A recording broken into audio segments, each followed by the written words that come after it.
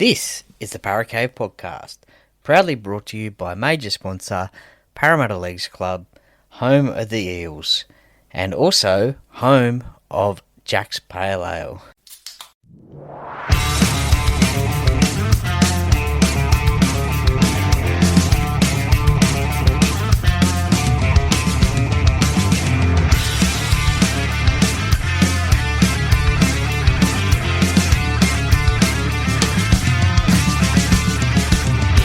Welcome to another episode of the Paracave Podcast. And now over to your host, Troy Warner, broadcasting live from the world-famous Paracave.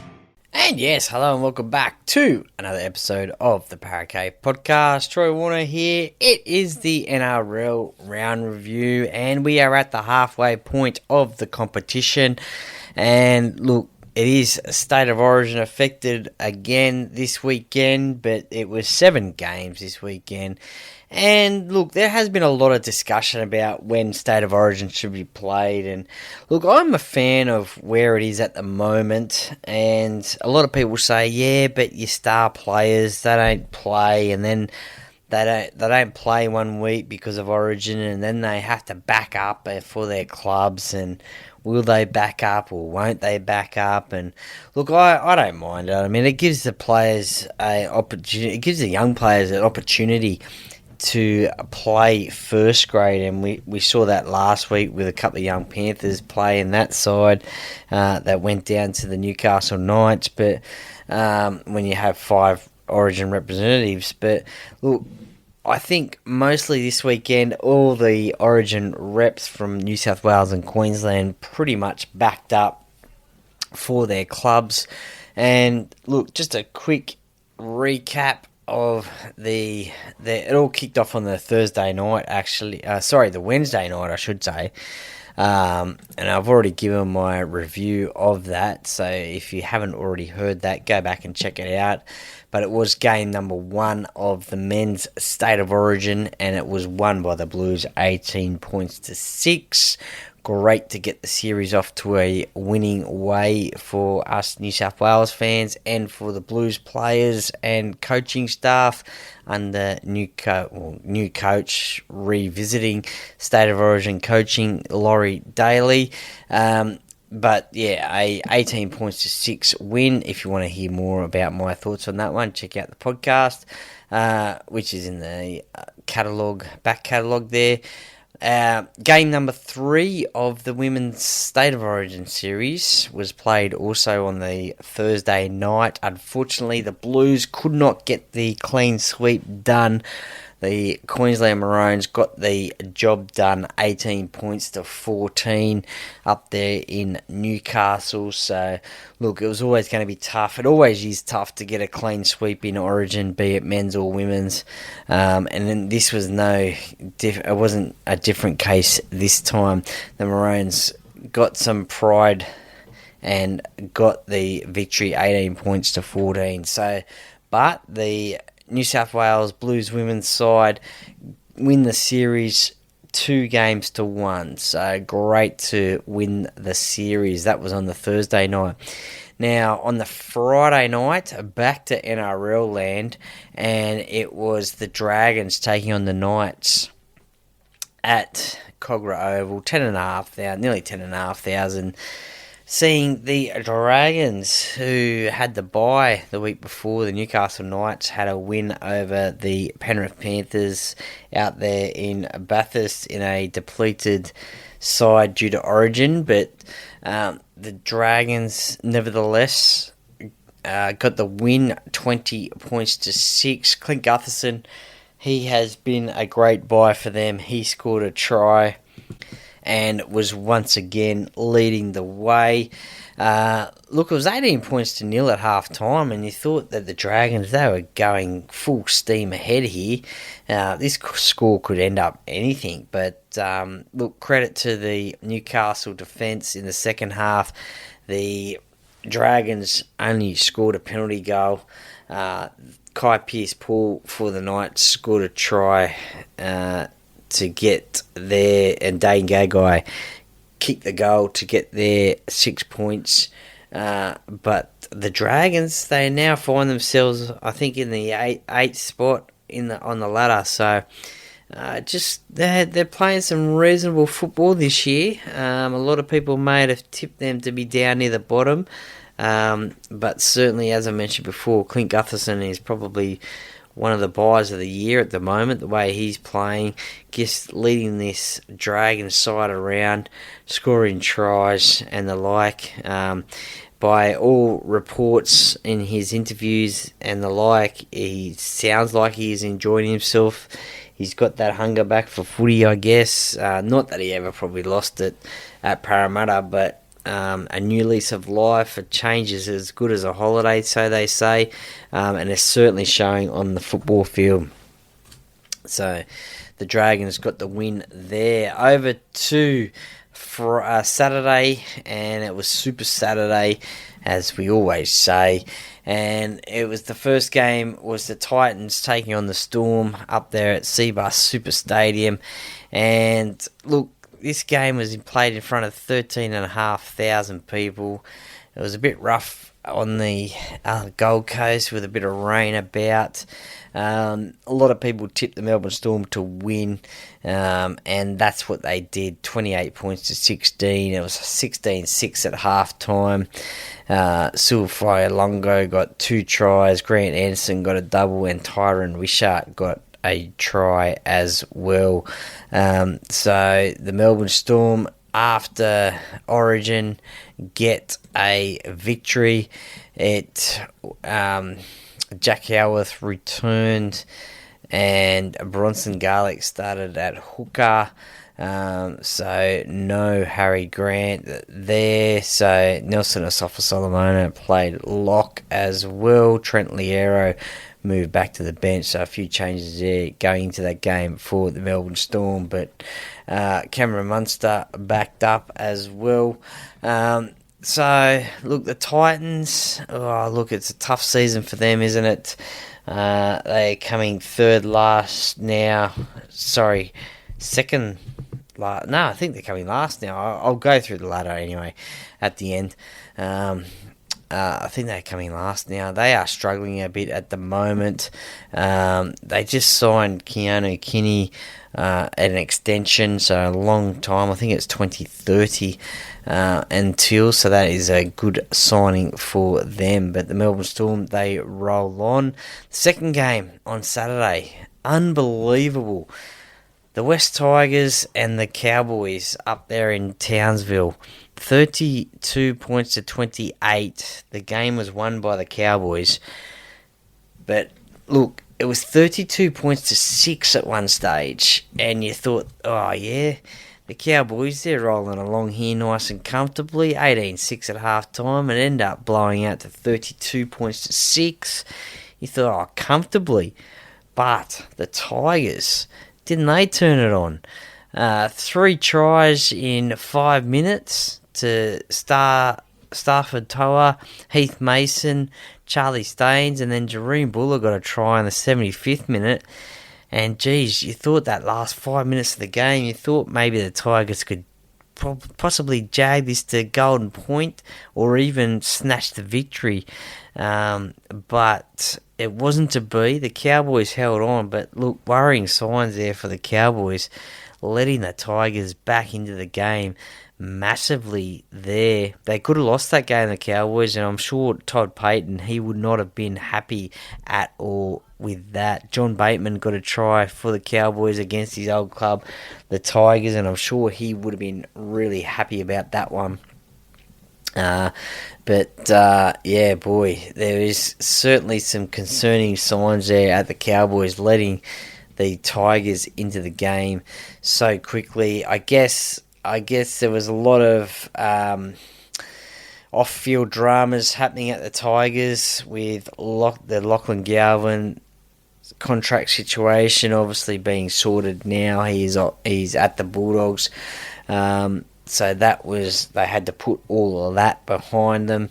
And look, they are a different Tigers side this season, that is for sure. If that was years gone by, especially the last 3, there is no way they would have put 28 points on the Cowboys. There's no way they would have looked like they were winning that game. But with the inclusion now of Jerome Luai, who was actually sin bin in the game as well, with Jerome Luai, also Taruva as well, and a few other experienced players as well, this is a different Tigers side. Unfortunately, they didn't get the win there, but the Cowboys, they held on. And look, it was a great game to watch. As I said, I was sitting there thinking that the Tigers are going to get this one to win.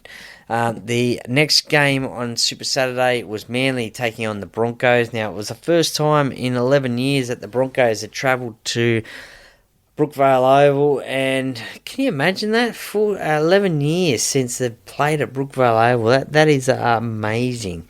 Now, for some stupid reason, I tipped the Broncos to win this game. Should have tipped Manly, being played at home. It was 22 points to 6 at half time and ended up 34-6. What is going on at the Broncos, I do not know. Reports about they're not happy with the coach, Madge Maguire. The players aren't getting along.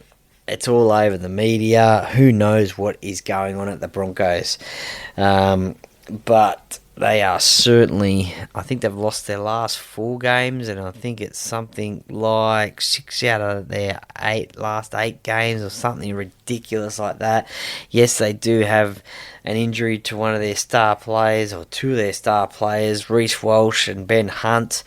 But look, even when they come back, are they going to make a difference to this side? I do not know how they are going to turn this around.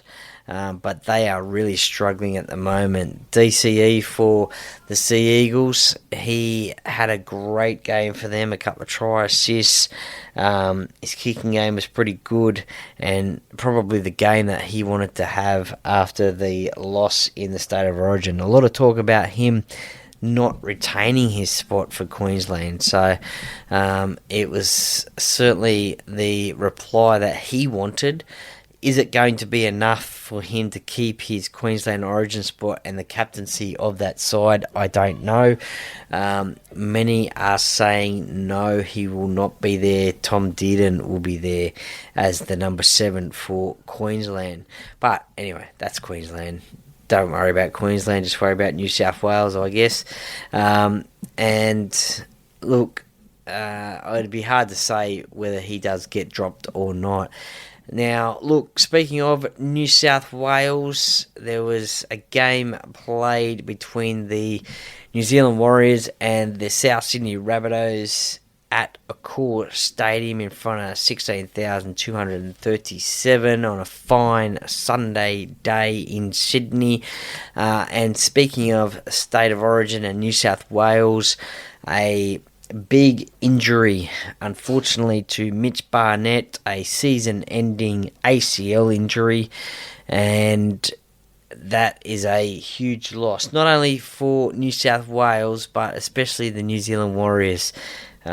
He is the captain, I think, or co-captain, when James Fisher-Harris is there. It's certainly one of the leaders at the Warriors side. So, unfortunately, he is out for the season. The amount of time that he is out is yet to be determined, but usually what an ACL is 9 to 12 months out of the game. So, he will go in for surgery soon. So, we wish him all the best in his recovery. Now, that opens the door for a few of the other New South Wales candidates to take his spot now that is vacant, and one of those is Keon Koloamatangi, who scored the second try in the game for South Sydney. Certainly the other week against the Tigers, I think he ran for over 300 metres or something. It was ridiculous. And actually, speaking of running for over 300 metres, Charles Nickel-Clockstar, he ran over 300 metres, 304 I think it was, and scored a try as well. So that is ridiculous, off the charts. 14-12 at half-time, still anybody's game. The South Sydney Rabbitohs, they came out after half-time and Look, Alex Johnston, congratulations to him. He scored a triple and is now on 200 tries in the NRL. He is the second highest ever try scorer in the NRL. He's only 12 tries behind the great Ken Irvine. So that record is in sight. Will he get it this year? Look, I don't know. 12 tries in 12 games, 10 games. Is that possible? Yeah, it definitely is possible. I mean, he scored a triple on the weekend. So if he can get a couple more of those, yeah, definitely 100%. But yeah, look, it'll be very interesting if he can get it this year. That is for sure. But I am thinking it's more than likely going to be 2026. But hey, I have been wrong before about that sort of thing. Roger Tuivasa-Sheck, he got a double for the Warriors. And look, the Warriors, I guess they are sneaking under everybody's radar at the moment. They had the loss to the Raiders last week at home. So they would have been disappointed about that. This could have been a game that South Sydney won. Latrell Mitchell, he scored a try. There was a little bit of talk before the game that he may have been in doubt, but he did take the field. Just couldn't get the victory for South Sydney. A couple of try assists for Alex Johnston to score the tries as well from Latrell. 5 from 5 with the boot as well, so his radar was on song. So, look, not the end of the world for the Rabbitohs. They were really competitive with the Warriors, but unfortunately it wasn't to be. The Warriors get another win and march on. The winner game of the round on the Sunday was that game, the Panthers up against the Eels, 18 points to 10, won by the Panthers. Now, if you'd like to hear my in-depth game review of that one, check out the game review podcast that I have done of this game. There'll be more information there, but basically it was a bit of a ding-dong battle in the first half, 6-4 to the Panthers, but then Nathan Cleary really came into his own, controlled the game, kicked a 40-20, and the Panthers get the victory over their arch rivals, the Parramatta Eels, at CommBank Stadium in front of 21,000 people. The last game of the round, well, what a game that was. That was the Roosters taking on the Canberra Raiders. And look, it was 5 tries to 4. And unfortunately for the Roosters at home, the Raiders got the victory. What a great last try to the Canberra Raiders from Ethan Strange. KO Weeks at fullback there made a massive break from a kick return and absolutely blitzed it. And Ethan Strange, some have said, oh look, he reminds me of Terry Lamb, always backing up in the middle, and yep, that's what he does. The ball got passed to him and he scored a try. So 5 tries to 4 in favour of the Raiders, 26 points to 24. Look, this will be known as probably a game that the Roosters could have won and should have won, especially being at home, but unfortunately they didn't get the win. There was a special guest at this game, I dare say invited by the Roosters, and that was Joey Manu, former Roosters premiership winning player. Obviously played rugby in Japan, I think it was. Is he going to come back to the Roosters? Who knows? But only probably Mr. Nick Politis will probably know about that one, if he does or if he doesn't. But he was a special onlooker last night at Allianz Stadium. So interesting. Put it down as what you will want to with seeing him there. But yeah, the Canberra Raiders, they I think sit second on the ladder. We'll go through the ladder in a second, but they sit second, I think, on the ladder. And again, like the Warriors, They are probably sneaking under everyone's radar. A lot of people had them down the bottom of the ladder at the start of the season, but they are just nutting out these wins, getting these wins. Jamal Fogarty was a late scratching for this game. Ethan Sanders replaced him, the former Parramatta player. So to do that without Jamal Fogarty as well was another great effort from the Raiders, as the next man up mentality really stepped up. Now to the ladder, and after round 13, the Bulldogs still sit in top spot on 22 points. The Raiders, yes, they are in second on 20 points, having won 10 games this season. They still haven't had any buys. They are the only team not to have a bye yet. So, look, pretty handy for them to have the buys up their sleeve. A couple of teams have had 2 buys already, and most teams have had 1, but the Canberra Raiders, they haven't had any buys. Let's just have a look and see when their buys are, because that will be really interesting. It must be coming up shortly for the Raiders, but not to have any buys is really handy for the Raiders. They play the Rabbitohs this weekend, and then they have a bye in round 15 and round 19, so 4 weeks later, and then they have a bye in round 24. So there's some pretty handy buys for the Raiders there. As I said, that is handy not having any buys yet, and they are sitting in second spot on the ladder, so they could potentially jag the minor premiership. You never know, but just have to wait and see. Anyway, the Warriors on 20 points and the Melbourne Storm on 18 round out the top 4.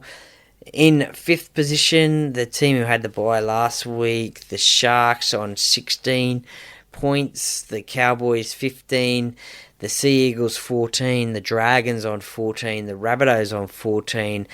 They have a negative 58 in for and against, so that's what's keeping them out of the 8.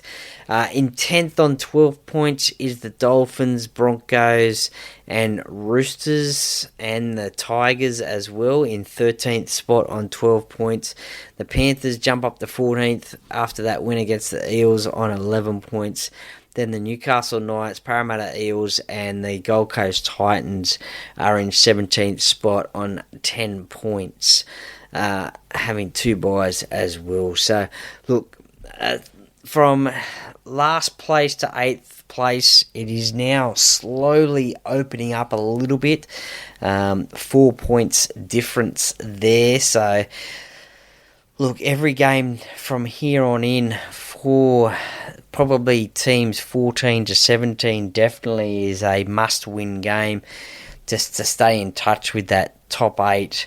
And those teams 10 to 13, the Dolphins, Broncos, Roosters, Tigers on 12 points, they are still in contention for that top 8, only 2 points behind. So it is still a close competition, but now that we've hit the halfway point of the season, it is going to be very hard for those teams down the bottom of the ladder to, unfortunately, if they lose games. So they will have to be on their game to get the wins and maybe slowly creep up that ladder. Not very many judiciary charges that have come out across the weekend. The biggest one will be Leo Thompson, a grade 2 crusher tackle. It is his 3rd and subsequent offence. Guilty early plea will be 4 matches, so a big loss for the Newcastle Knights there, 4 weeks. Jeremiah Nanai, a grade 1 crusher tackle, second offence, $3,000 fine. Bo Famore, a grade 1 careless high tackle, second offence, $1,800 fine. And Tyson Frizzell, grade 1 careless high tackle, first offence, $1,000 fine. So Leo Thompson, the biggest one there, 4 matches. Thank you very much for listening to this round review of round number 13 in the NRL. As I said, we are halfway through the season now, so it is but win or lose from here on in. Still a couple of games of origin to go, so an important period for a few clubs there, but it is time to pull the finger out and get those wins if you want to play finals football, because it is all downhill from here. It is all harder if you lose games, being that halfway point of the season. That is for sure. Thank you very much for listening. I really appreciate the support from you guys, the listeners and followers on social media, on Instagram and Facebook. Thank you for following me there, and also on Apple and Spotify as well. I really, really appreciate it. That is all for now. Stay tuned for more content throughout the week. This week, with Parramatta playing on Monday, there will be a game day preview coming out, or maybe Saturday, possibly even Sunday this week. There I will try, and I've got a couple of interviews banked up, so I'll probably get one of those out this week as well. So stay tuned for that one as well. But we'll have the tipping podcast as well come out as well, with Ella, so stay tuned for that one. See you later, guys. Thank you very much. The Para Cave podcast, by the fan, for the fans. Go Para! How you going, mate? Are you a Para Cave podcast listener? I am, bro. It's a great podcast. Everyone tune in. Go Para!